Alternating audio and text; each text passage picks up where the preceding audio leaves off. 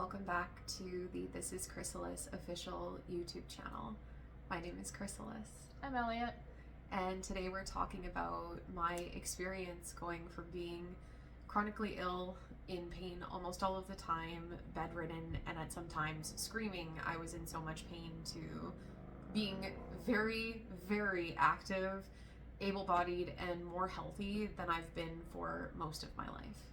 If you're at all curious about the process and the journey, stick around. It is possible for chronic illness to disappear. Your chronic illness doesn't have to be chronic and forever. It's not this forever diagnosis that you're going to have to be carrying around with you. And that isn't just like, chronic illness, that's chronic anything. Anything that you label as chronic does not need to last you a lifetime if you don't want it to. Uncreating my chronic illness was like the beginning of everything that you see. This YouTube channel, my music, our books, like everything liberation and limitless living focused. Like, it showed me that, as cheesy as it sounds, miracles really are possible, and it's up to you to create them. And that's partly why I don't ever really feel like shutting up about this, is because for a while there, I thought that my life was going to be very limited for a very long time, if not forever. At one point, you resigned yourself to like being a caretaker of mine. Your chronic illness started back when we were living in Toronto and you were in school, although at the very least I didn't know that you were, chronically ill at the time. You just mentioned that you had pain every so often and that you were very tired. It wasn't until we moved back from Toronto to Saskatchewan where it really started taking hold. And it was just progressively getting worse and worse. We didn't have a name for it yet. I can't remember at this point if you were going to doctors. I was, and I started going to doctors before we had left Toronto. So we had an amazing doctor in Toronto, and I remember telling them all the symptoms I was having, and they were very plenty. If you're curious and if you're wanting to feel connected, I'll share some of them with you right now. The one that really started was something that isn't necessarily emblematic to a lot of people as a symptom of chronic illness. It was something like sciatica. And that was concentrated in like my left kind of backside, like thigh area. I remember we thought that had started when you were working at the farmer's market and thought maybe you had pulled something from moving boxes, but it never went away. It was one of the explanations I wanted to cling on to. Another explanation that I wanted to cling on to as well was this sensation symphony, if you want to call it that, in my body due to a possible vaccine injury. I chose to get the COVID vaccine when I personally didn't feel like doing that. And so that was something that also went around in my mind. Sciatica was a very big symptom of mine. I also found that a lot of my symptoms and rather energy was concentrated in my lower left abdomen. Oftentimes it would feel like really intense burning, or as though there were like almost all of these like pointy, sharp metal fire hot strings just like conglomerating there together and like going in and out and in and out. And then depending on like the amount of activity I was doing or the position I was in, it would just shift and alter. And overall, my left side in general was very much, I guess, my problem area is how I labeled it at the time. I would never use that language now. That's part of uncreating your chronic illness, which I share in my book. You can get it at the link in my bio. But at the time, I really did view it as a problem. And it was in this shoulder, this arm, in the upper back. And that's where it all started. And that's where it was mostly, I want to say, for about 2.5 years, the first 2.5 years. And it just got more and more and more intense as time went on. We used to go for walks, we would go to the mall, would be out for hours, you were dancing, and just slowly over time that stopped until at one point, you know, you were barely getting out of bed. You weren't exercising at all. You were taking, I have no idea how many supplements, and your diet was modified, and you were convinced that you were allergic to pretty much everything under the sun, it felt like.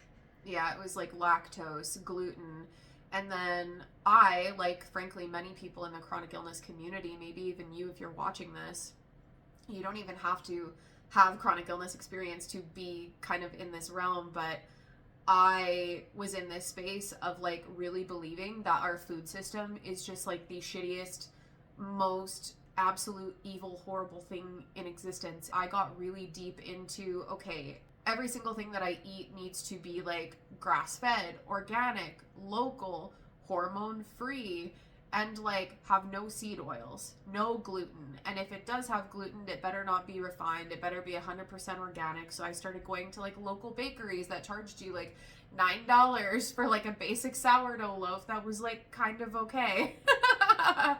And I was never really eating the foods that I super wanted to eat. I was just eating all the foods that I thought I had to eat in order to be healthy.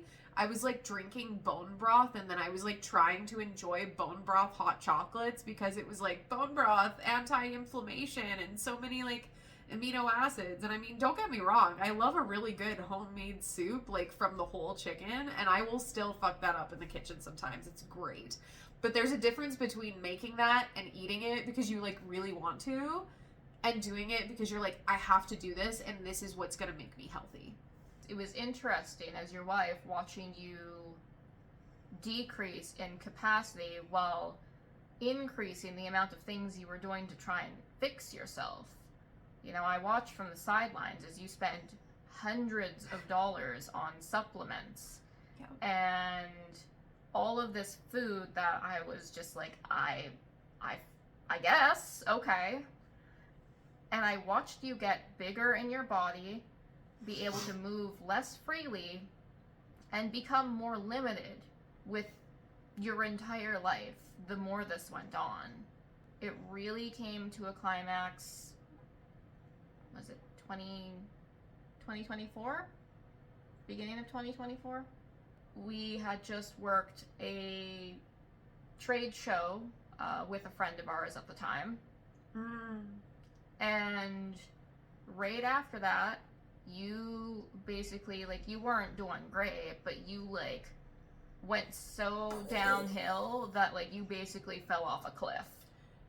It was wild. I remember working the trade show, and the day I was doing it, I felt some sensations in my body that throughout these several years of being chronically ill that thus far, like, I hadn't experienced yet, or at least to that extent. And I was like, this is interesting. And at first I wondered if it had to do something with gluten because I had let myself be crazy and eat something with gluten in it, you know, the day before. So I was like, oh my God, is this like the gluten with all the Roundup that all these fucking idiot, terrible elites are feeding? Like, I was so far down.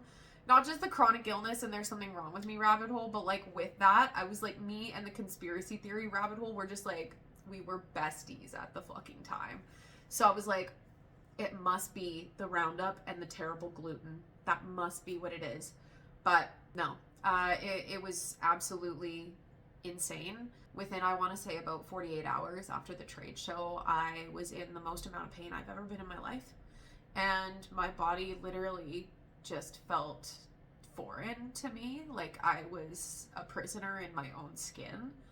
And I remember my breasts felt like they were in so much pain, like they were literally going to fall off of my body, like the sheer weight of them, because I've always had big boobs, but like, and you see me now and you might think I'm big chested, but these have gotten a lot smaller in the last year. So when I was sick in like, I don't know, February, March of 2024, they were even bigger. So having that weight and they were in so much pain, I was just like, okay, this is crazy. And then my stomach started feeling the exact same way. And like every part of my body just started to be like so deeply in pain. Like it felt like every cell and every fiber in between my muscles and my organs was just like, ah! And I did not know how to exist in that sensation. Like, not only was there the pain and it felt both fiery and cold, and I was sweating and off and on cold at the same time, I was like trembling. Like, literally, I was like shaking. And I remember you were like, what the fuck is going on? I was shaking. I couldn't grip this. I could not grip. So she would go to work during the day during this really intense first flare up. And I couldn't do shit except for during that flare up, like walking to the bathroom. And very decrepitly, might I add. So if you're in that space, like, I just have nothing but like the most intense sensation of love in my chest for you right now, because it feels so dark when you're there. I had no hope.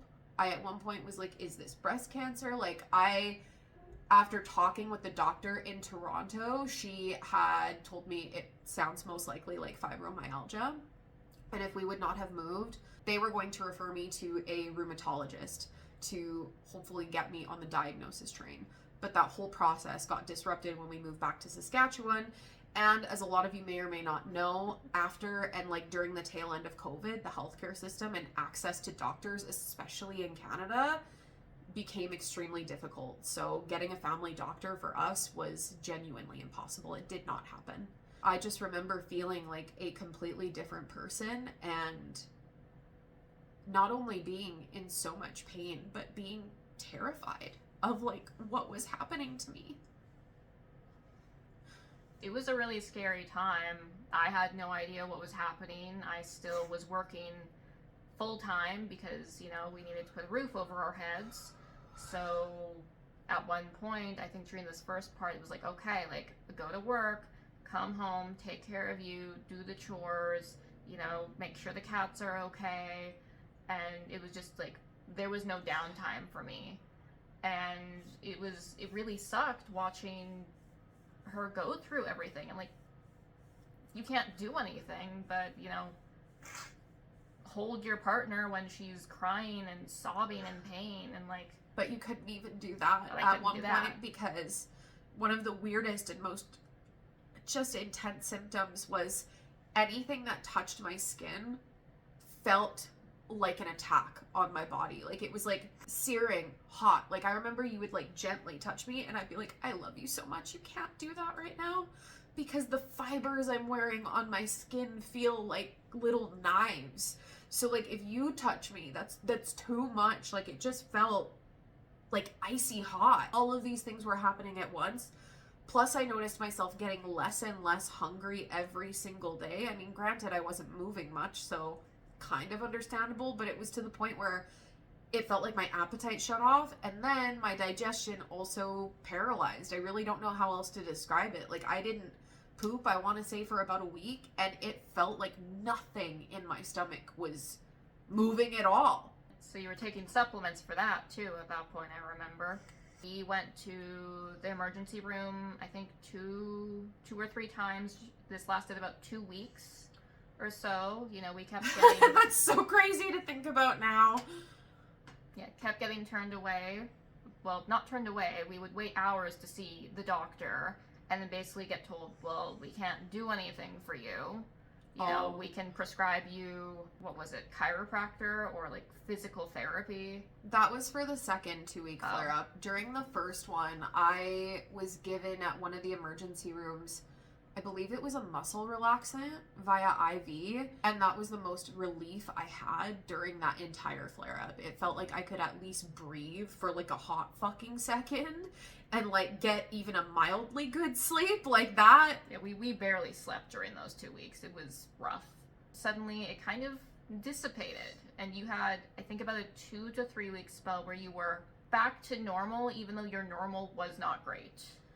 It was back to what my baseline was then, and I felt so much fear and paranoia because I was also at this time so very deep in, you know, the fibromyalgia subreddits and also other chronic illness subreddits, because if you know anything about the chronic illness world, it's that I am not by any stretch of means the person who waited years to get a diagnosis, and in my case never actually got one. Some people literally wait decades to get their diagnosis because access to specialists can just be very sparse. And so I was like really heavily leaning on these subreddits of people who it didn't really matter what the label was. If they had symptoms that aligned with me in any way, I was like, I'm going to go to this group and I'm going to talk to them, or at least read what they're saying, see if they're saying anything can help at all. And I remember feeling so scared because I remember reading something from people saying, like, when you have a really intense flare-up, your baseline of normal changes. And I had already been feeling so miserable in my baseline that I was like, fuck, like, is it just worse now? Is this gonna happen more often now? Like, these 2 weeks, like, is that going to expand and grow? So I did my best to enjoy those couple of weeks, and I did in the way that I knew how at the time. Basically, overnight, it hit you again, the second round, which again lasted about 2 weeks. This one, like the first one was kind of all over your body. The second one, I remember you said, was in your head. It was in my neck and my head, and I felt like I was going psychotic, like, to be completely honest with you. Like, it was from the bottom of my neck up, and it was like all of whatever's in here. It just felt like nerves were just like pew, pew, pew, pew. And I was like, you were very twitchy. I was twitching, and like it was so uncomfortable. No matter what place I put my head, it didn't matter if I was laying, standing, sitting, nothing. This was not comfortable, and like it basically just felt like the top of my spine and my head, like that connection was just, it was, I don't even feel like I have the correct language to describe it. It was just so uncomfortable and crazy making.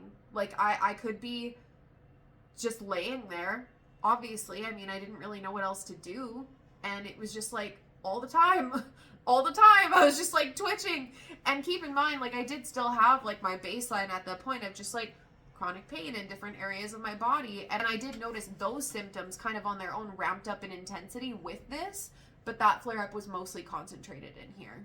I thought the first one was rough. The second one was so much worse. Maybe for both of us, but definitely for me, because at that point it was like, oh, this has gone away, like maybe it won't happen again, like maybe this was just a one-off. But the second time it was like, oh, this is real. Okay. And at that point it was when I really just kind of resigned myself to, I'm just a caretaker for you for the rest of my life. Because I could have left, absolutely, but we'd been together for like fucking 6 years. I wasn't going anywhere. You know, we were engaged to be married. We built a life together. I wasn't going to just leave you when you were going through all of this. So, I have no idea what I would have done through these flare-ups, by the way, without you. I know. So thank you. Like, anybody who is sick out there and you have somebody who's taking care of you, like, appreciate the shit out of them, okay? It was back to, you know, full-time work, taking care of you, taking care of the house and the chores and the animals, and just not really sleeping either. Like, I was exhausted because you were exhausted, because you were just screaming for hours and hours. This was when we got the noise complaints from the upstairs neighbor of like, can you shut up? And it's like, fuck, I wish. This second flare-up, I didn't start out with screaming, but I'm telling you, after about like a week and a couple days of that constant nerve pain just in the back of my head and in my neck, like I didn't know what else to do, and I could feel it. I felt like I was looking from the outside like really fucking pathetic, but I was in so much pain. I was so uncomfortable. I didn't know what to do. And on the day we got one of the noise complaints, I literally called the ambulance because I was like, maybe they'll fucking do something for me at the hospital.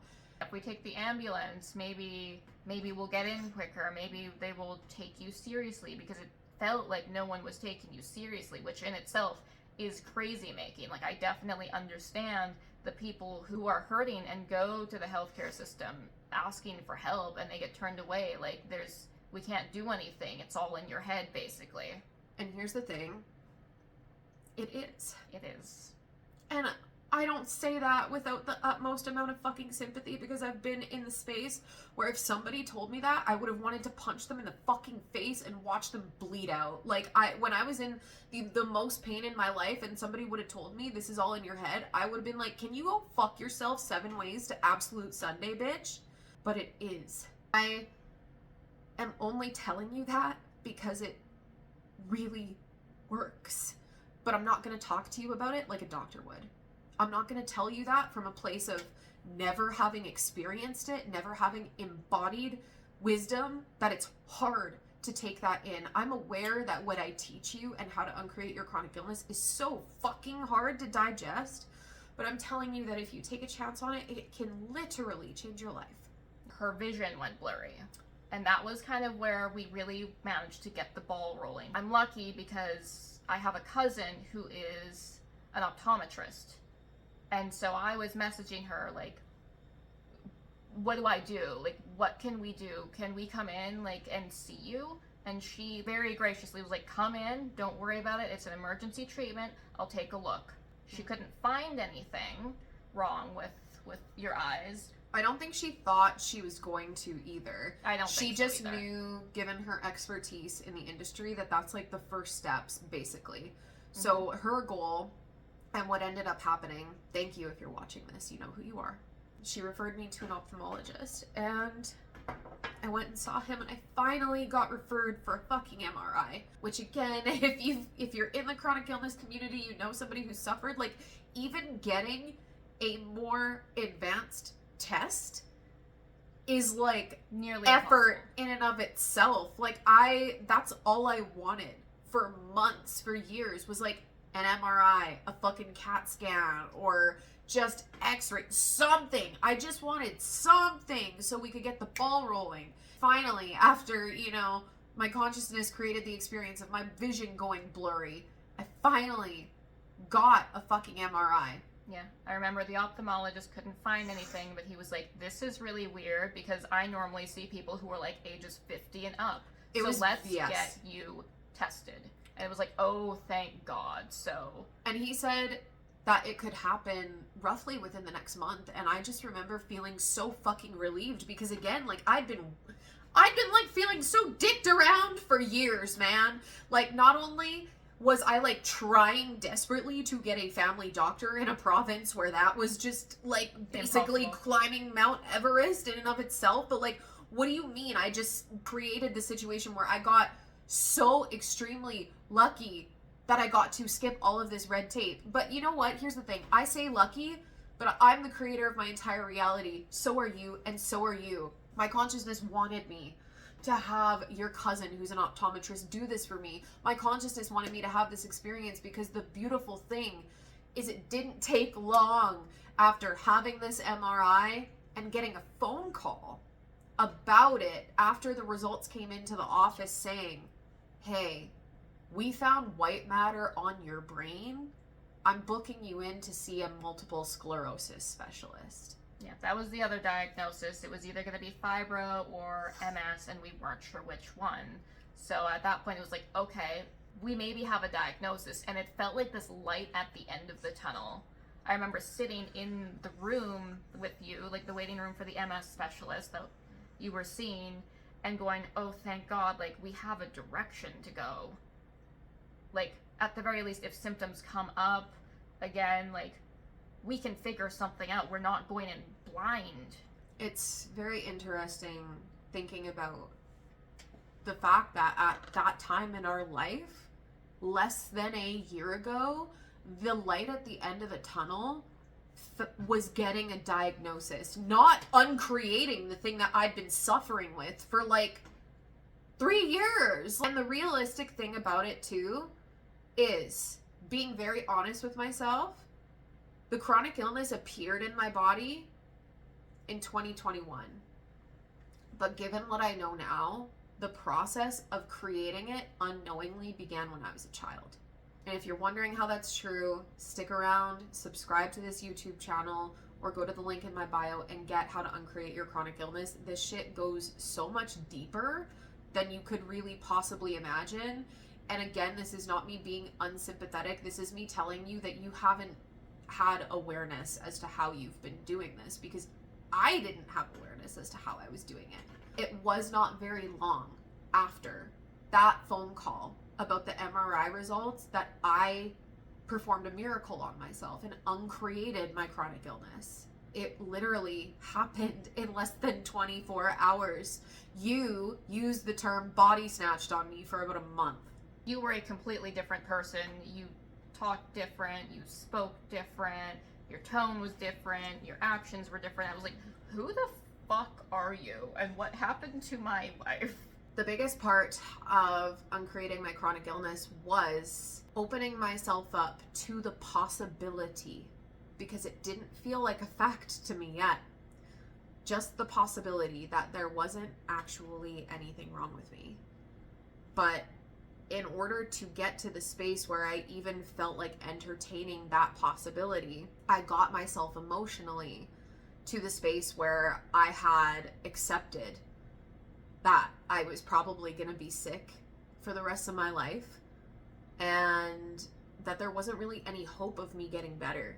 I had started the grieving process of traveling, being able to make money for myself, doing different things that I dreamed about ever since I was a kid, like being a musician. It was all these things where I was like, okay, well, if I am going to be diagnosed with MS and I am going to keep having flare-ups like I've had this year, where two-week periods I was bedridden and in so much fucking pain, maybe it's just time for me to give up hope. And so I did. Yeah, and honestly, so did I. I was like, you clearly have something, so what do we need to do to prepare? I need to keep working. We need to get you on disability. You're not going to be able to work anymore. And I was just like mentally preparing to live the next, I don't know, 30-ish years caretaking you before you unfortunately died before me because of your illness. I remember grieving the life that I thought we were going to have together. I remember going on a walk by myself, and it was just a beautiful sunny day, and I was bawling my eyes out and just grieving. I hadn't even gotten a diagnosis yet, but after having gotten that call and being told that there was white matter on my brain, I was like, well, it was so weird. Like, I felt relieved because, okay, wow, yay, there is actually physical evidence and proof of this thing that I've felt invalidated about from multiple people for years. So that's great. But on the other hand, Jesus fucking Christ, this is actually real. So what does that mean for me? I like to describe it as I just got to the fuck it point. Like, I was so over trying to get better.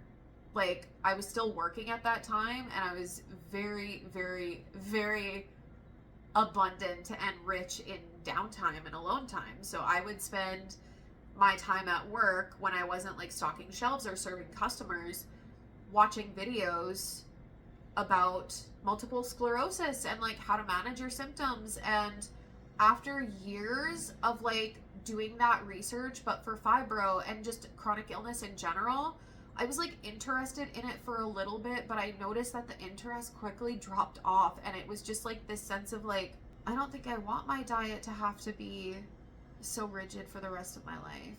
But I guess if it is, it is. And it was just this very like numb, apathetic, like I just don't care. Like, this is so much, I just don't care. I'll probably have to take medication for the rest of my life, even though I've always hated medication and probably always will. I just felt so resigned. And then everything changed in one day. I was at home, you were at work, as always. And I was on our couch, our like dingy old little love seat that didn't properly recline. And I was scrolling on Instagram and I came across an account with a woman who was like being very aggressive and honest to people. And I was like magnetized to her and hating her at the exact same time. She was doing something called bullshit busting. So she was literally telling people on this live stream, Put your bullshit in the chat and I will bust it live for you right fucking now. And I remember I didn't type anything in the chat, but I just watched and I judged at first. I was like, this girl is a cunt, first off. Who the fuck is watching this? Why is she here? But I just like so intuitively felt like I had to be there. And I did. Like I had to be there. And at one point on the live stream, she just said there's nothing wrong with you. What if you tried believing that? And that might not sound like much to you right now. But if you're where I was, it sounds like, fuck it. You know what? Fuck it. I have already tried every fucking thing that I have felt like trying to fucking get better. For me, I had tried veganism, animal-based diet, gluten-free, lactose-free. Supplements. Oh my God. I was taking like almost, if not over 20 different supplements every day. And I was like obsessed with researching, right? To make sure I was getting the best supplements and I was detoxifying my body, keeping my liver healthy, you know, keeping my lymphatic system flowing, even though I was never fucking exercising, moving, or sweating. So that's... You did a TCM too. I remember that. That was a... It was a traditional Chinese medicine-based diet, and that was very interesting. I was very obsessed with herbal teas and herbal remedies in general. The reason I started looking into somatic healing was not only for emotional, mental, spiritual trauma, it was for my chronic illness, because a lot of people talk about, you know, the mind-body connection. So it's like, maybe if I fucking release enough in here, then that will like dissipate. Like, I had tried quantum healing hypnosis therapy because I thought maybe it has something to do with a fucking past life. Or like, I fucking tried everything, like deep meditation, CBD oil. I was like very into all of these things. And keep in mind, I was doing all of these things. You might be like, well, why didn't you go to a doctor? It's because, again, there was no access to a family doctor. And frankly, now with where I'm at, I appreciate that I created that experience for myself. Because what I see a lot of the time is when people go to the conventional medical healthcare system, you leave feeling disempowered. I gave myself the situation and the experience where I had no choice but to be my own healer. And so when I heard this woman online tell me, take a chance on acting like there is nothing wrong with you, I was literally in my basement and I was like, what the fuck do I have to lose at this point? Because it is either this works and it's so weird and miraculous, or I just keep feeling the same way I'm feeling, which is totally fucking shitty, and I've already been experiencing that for years. So literally, what do I have to lose? It was like how entrepreneurs who are successful talk about risk. When you're starting a business on your own and you're like, well, it's either I'm miserable and I stay in a job I hate, or this fucking works and I have the best life ever doing my own fucking thing.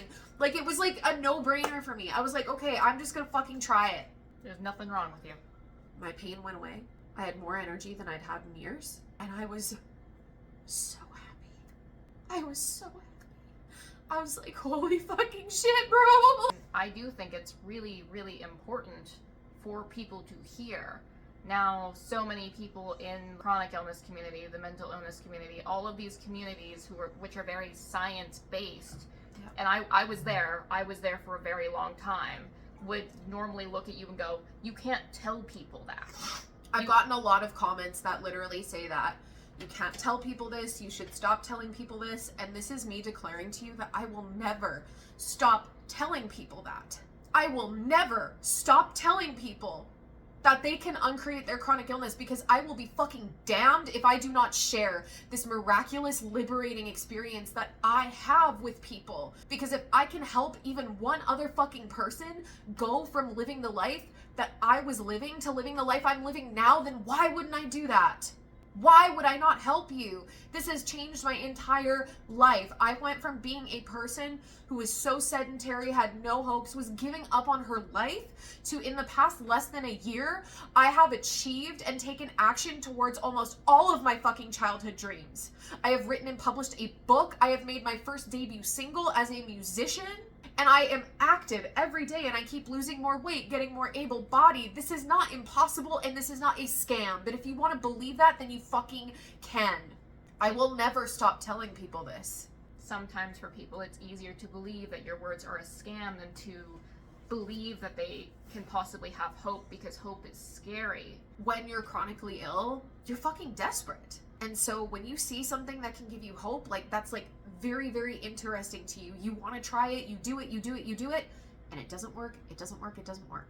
So hope does begin to feel really scary. I would like for you to touch on, because you brought this up briefly, how you created your chronic illness in the first place.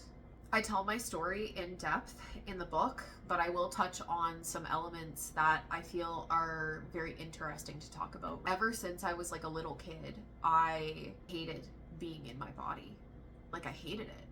I got bullied for being like a bigger kid, even when I look back at some pictures and I'm like, you know, I did have a little bit of a tummy, but like aside from that, I wasn't super huge. And instead of being confident, I took those words in and I started developing a really hateful, negative, and resentful relationship with my body since I was less than 10 years old. One of the ways that I created my chronic illness was by not appreciating the body that I had been living my life in up until my mid-20s. That is a big way that you set the foundation for a chronic illness developing in your body, is not appreciating the body that you've been given. And that doesn't just look like judging the way that you physically look. And for me, when I didn't like the way that I looked, I also hid myself away. And what that turned into was I would exercise and move less. I would even like walk less because I didn't want to be out in public and possibly people look at me because I was like so fat and such a monster. That made me more fat, and then I got sick and in pain. And this is just one of the ways. If you want to know the rest, you can read the book. You're happy. You're happy, you're joyful, you move. I mean, what hasn't changed? I don't think there isn't a single thing that hasn't changed about you. You've gone from bedridden to laughing and dancing and rapping, and I have so many things to say to your haters, but like the thing I'll say is this: I'm so happy to see you doing what you love, and fucking comments be damned, because you a year ago would be looking at you now and going, oh my god, I can do this, and I am doing this. Take a chance too. Like, this isn't just chronic illness related, although that is a huge facet of it. Between the two of us, she's uncreated a chronic illness. We've uncreated mental illnesses. Yes. You know, that's a big part of it too. That's why, like, as painful as it is to hear when people say it's all in your mind. You create every single thing in your existence.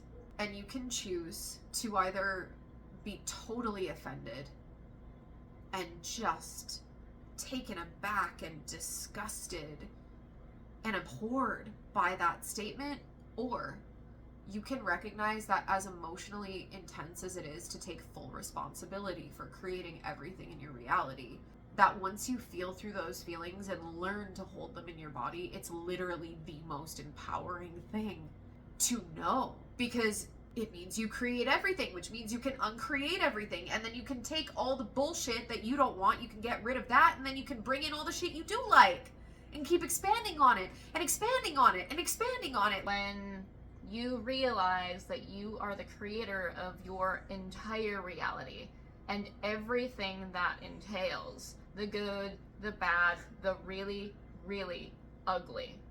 Yeah. You realize that you were never powerless to those situations or experiences or people.